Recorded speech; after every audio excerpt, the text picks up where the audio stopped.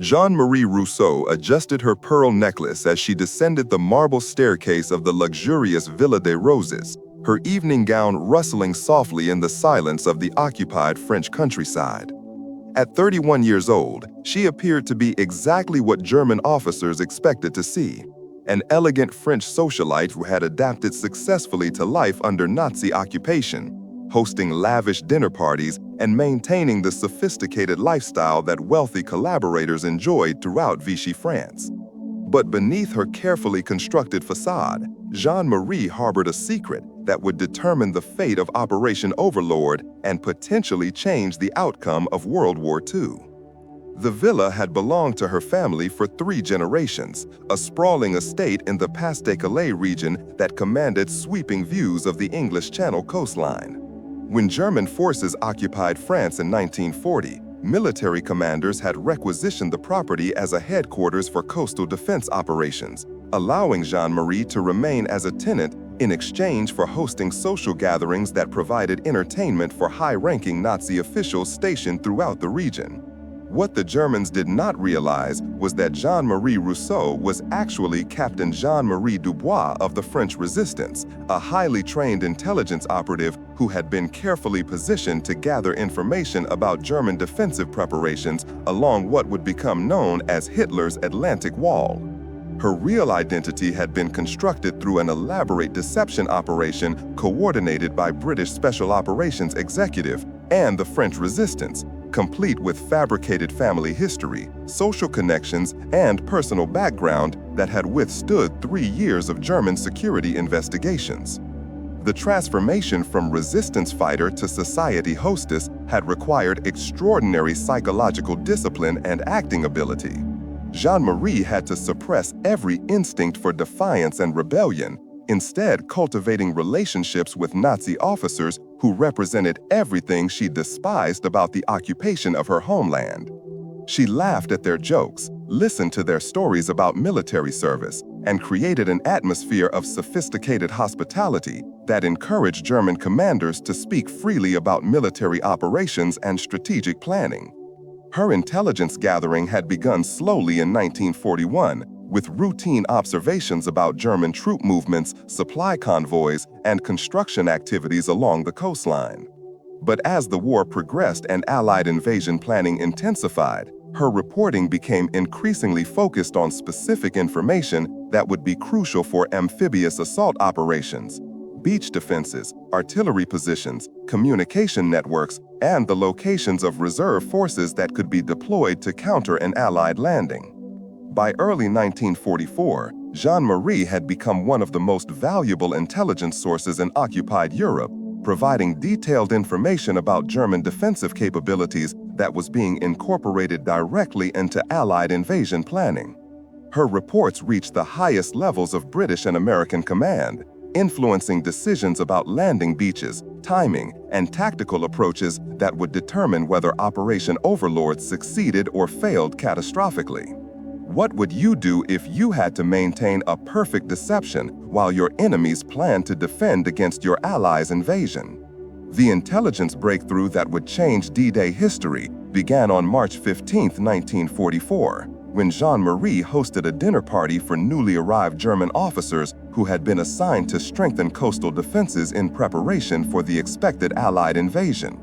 The guests included General Friedrich Dahlmann, commander of the German 7th Army, responsible for defending the Normandy coastline, along with several divisional commanders and engineering specialists who were implementing Hitler's orders to make the Atlantic Wall impregnable. During the evening's conversation, Jeanne-Marie employed techniques she had perfected over 3 years of intelligence gathering, appearing fascinated by military stories while actually memorizing crucial details about troop dispositions, defensive strategies, and command relationships. Her apparent admiration for German military prowess encouraged officers to share information they would never have discussed with suspected intelligence sources. The breakthrough came during an after-dinner conversation when General Dahlmann, relaxed by excellent wine and charming company, began discussing the challenges of defending such an extensive coastline with limited resources. He revealed that German High Command remained convinced that the primary Allied invasion would target the Pas-de-Calais region, where the English Channel was narrowest and Allied supply lines would be shortest. More crucially, Dahlmann disclosed that German defensive preparations in Normandy were significantly weaker than those in the Pas-de-Calais, with fewer troops, less artillery, and reduced fortification construction. He explained that Hitler's strategic assessment placed the strongest German forces in positions to counter an invasion at Calais, leaving other coastal areas with minimal defensive capabilities that would be reinforced only after the main Allied assault had been identified and contained. What would you do if you had to maintain a perfect deception while your enemies planned to defend against your allies' invasion? The intelligence breakthrough that would change D-Day history began on March 15, 1944, when Jeanne-Marie hosted a dinner party for newly arrived German officers who had been assigned to strengthen coastal defenses in preparation for the expected Allied invasion. The guests included General Friedrich Dahlmann, commander of the German 7th Army, responsible for defending the Normandy coastline, along with several divisional commanders and engineering specialists who were implementing Hitler's orders to make the Atlantic Wall impregnable. During the evening's conversation, Jeanne-Marie employed techniques she had perfected over 3 years of intelligence gathering, appearing fascinated by military stories while actually memorizing crucial details about troop dispositions, defensive strategies, and command relationships. Her apparent admiration for German military prowess encouraged officers to share information they would never have discussed with suspected intelligence sources. The breakthrough came during an after-dinner conversation when General Dahlmann, relaxed by excellent wine and charming company, began discussing the challenges of defending such an extensive coastline with limited resources. He revealed that German High Command remained convinced that the primary Allied invasion would target the Pas-de-Calais region, where the English Channel was narrowest and Allied supply lines would be shortest. More crucially, Dahlmann disclosed that German defensive preparations in Normandy were significantly weaker than those in the Pas-de-Calais, with fewer troops, less artillery, and reduced fortification construction. He explained that Hitler's strategic assessment placed the strongest German forces in positions to counter an invasion at Calais, leaving other coastal areas with minimal defensive capabilities that would be reinforced only after the main Allied assault had been identified and contained. This intelligence was precisely what Allied planners needed to finalize their invasion strategy. For months, they had been implementing elaborate deception operations designed to convince German commanders that the primary invasion would indeed target Calais, while actually planning to land in Normandy, where German defenses were supposedly weaker. Dahlmann's comments confirmed that the deception was working and that Normandy remained the optimal target for Allied forces. But Jeanne-Marie also learned information that was deeply troubling for Allied planning. German engineering units were accelerating construction of beach obstacles, underwater barriers, and artillery positions throughout the Norman coastline. While defenses remained weaker than those protecting Calais, they were being strengthened rapidly under the supervision of Field Marshal Rommel, who had been appointed to improve Atlantic Wall fortifications. Most significantly, Dahlmann revealed that German mobile reserves were being repositioned to enable rapid response to Allied landings regardless of their location. Panzer divisions previously held far from the coast were being moved closer to potential invasion beaches, reducing the time required for armored counterattacks that could destroy Allied beachheads before they could be consolidated and expanded. Have you ever learned information that was both exactly what you hoped to hear and terrifying at the same time? The intelligence Jeanne-Marie gathered during the March dinner party required immediate transmission to Allied headquarters, but communicating such detailed information posed extraordinary risks that could expose her entire operation. German counterintelligence services were intensifying their efforts to identify resistance communications networks, using sophisticated detection equipment and systematic surveillance that had already compromised several important intelligence sources.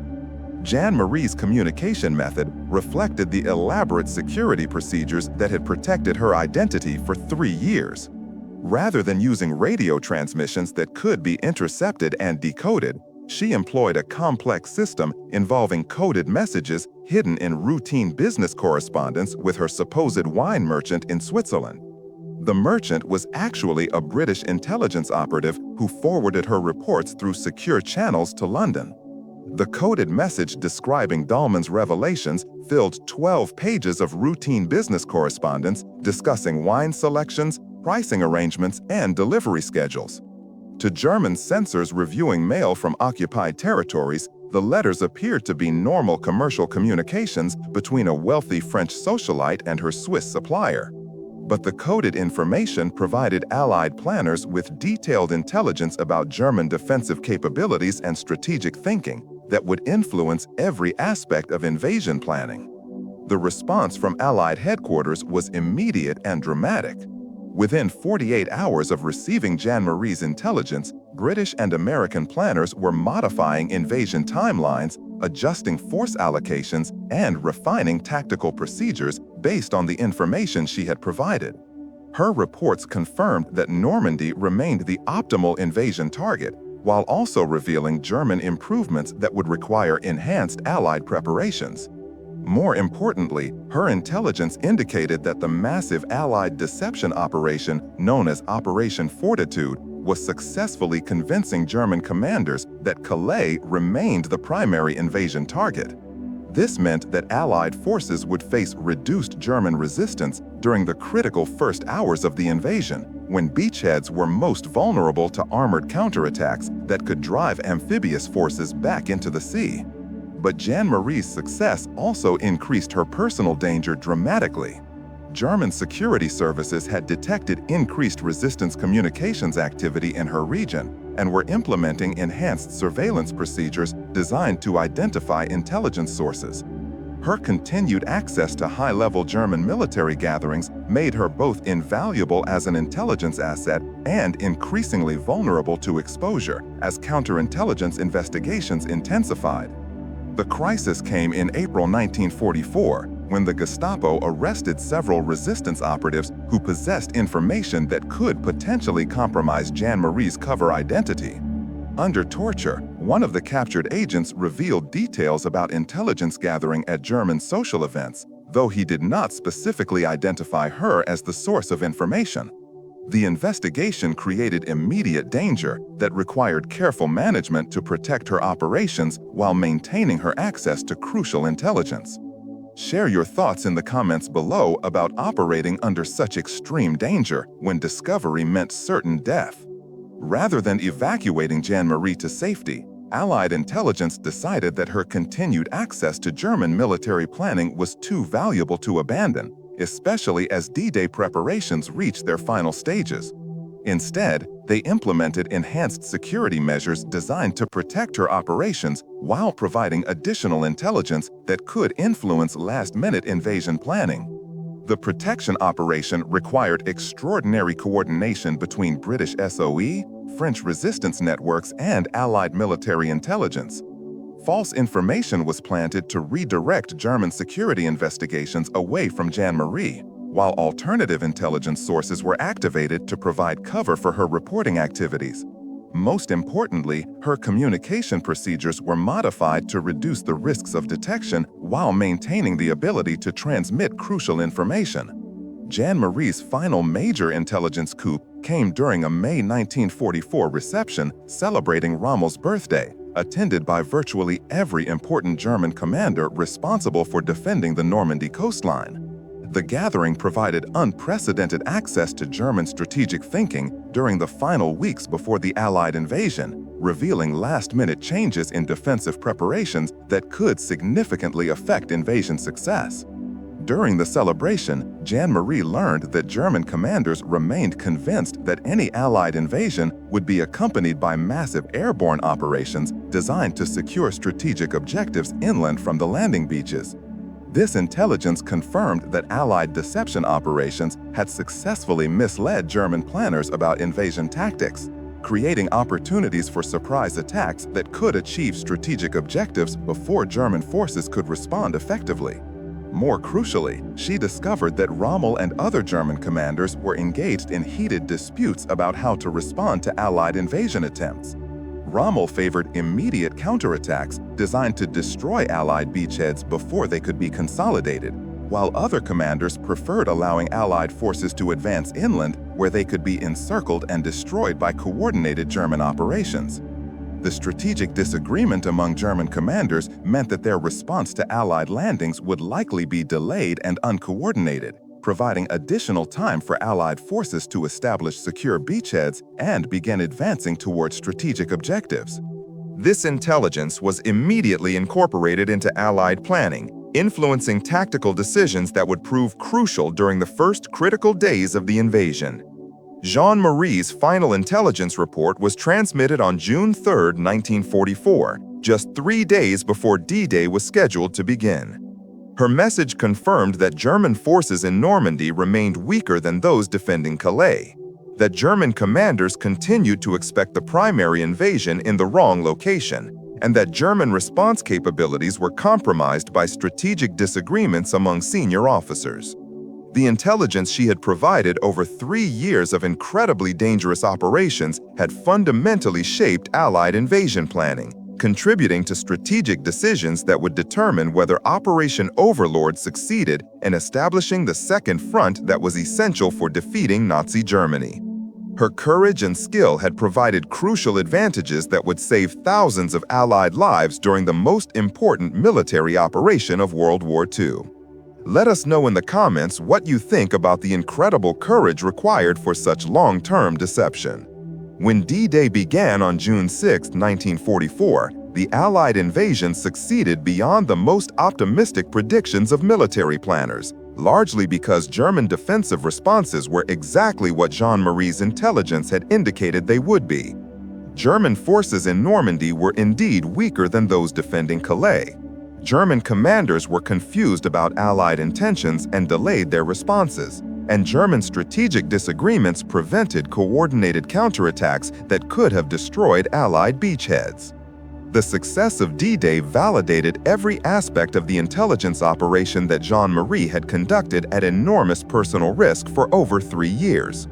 Her reports had provided Allied planners with accurate information about German capabilities, intentions, and vulnerabilities that proved crucial for achieving tactical surprise and strategic success during the most important military operation of the war.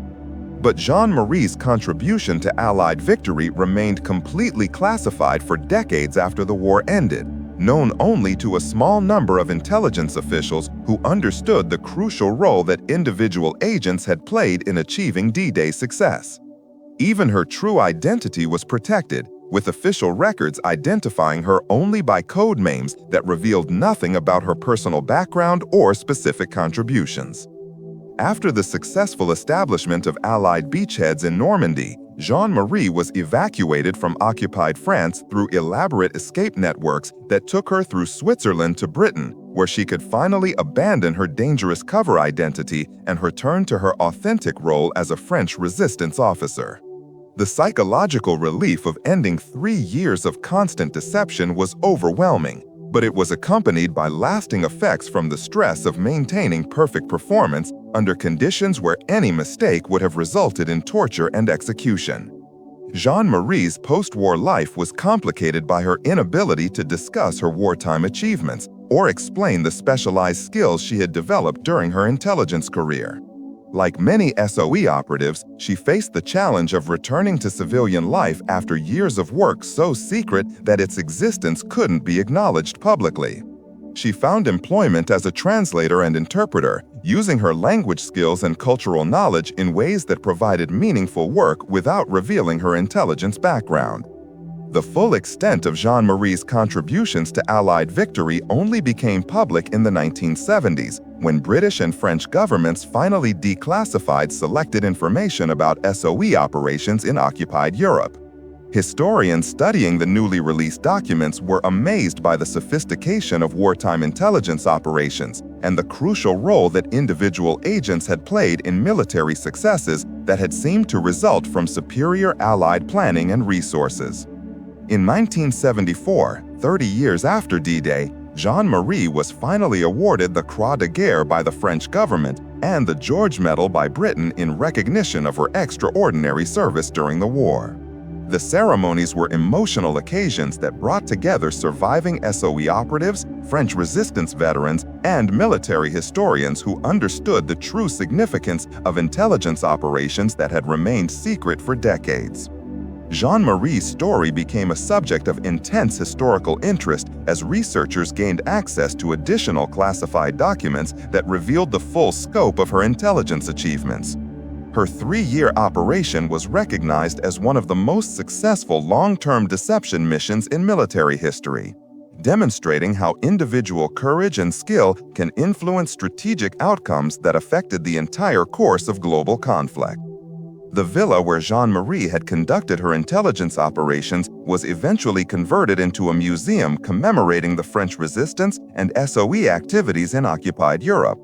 Visitors can tour the rooms where she hosted German officers while secretly gathering intelligence that would contribute to their ultimate defeat, gaining appreciation for the extraordinary psychological pressures faced by agents who operated behind enemy lines. Captain Jeanne-Marie Dubois died peacefully in 1995 at age 82, having lived to see her wartime contributions finally receive appropriate recognition and historical documentation. Her funeral was attended by surviving members of the French resistance, former SOE operatives, and military historians who recognized her as one of the most effective intelligence agents of World War II. The intelligence reports that Jeanne-Marie compiled during her 3-year mission are now housed in French National Archives, where they serve as primary source documents for historians studying the relationship between intelligence gathering and military success. Her detailed observations about German defensive preparations and strategic thinking provide unprecedented insights into enemy planning processes that influence the outcome of history's most important military operation. Today, Jeanne-Marie Rousseau's legacy is preserved through memorials, museum displays, and historical accounts that honor her contribution to Allied victory, while educating new generations about the courage and sacrifice required for intelligence work during wartime. Her story demonstrates that individual actions taken at moments of extreme personal danger can influence events that determine the fate of nations and the future of human freedom. The success of D-Day resulted from countless individual contributions, ranging from strategic planning to tactical execution, but few were more crucial than the intelligence provided by agents like Jeanne-Marie, who risked everything to gather information that would save thousands of lives and ensure the success of operations essential for defeating totalitarian regimes. Her legacy reminds us that victory in warfare often depends not just on military capabilities, but on the courage and dedication of individuals who serve their cause through quiet heroism that may never receive public recognition. Captain Jeanne-Marie Dubois proved that intelligence warfare could be as decisive as conventional military operations when conducted with exceptional skill and unwavering commitment to the cause of freedom. Her 3-year deception operation changed the course of D-Day and contributed directly to Allied victory, demonstrating that sometimes the most important battles are fought not with weapons, but with courage, intelligence, and the determination to maintain perfect performance under impossible conditions. If you enjoyed this story, please like, subscribe, and leave a comment to share your thoughts.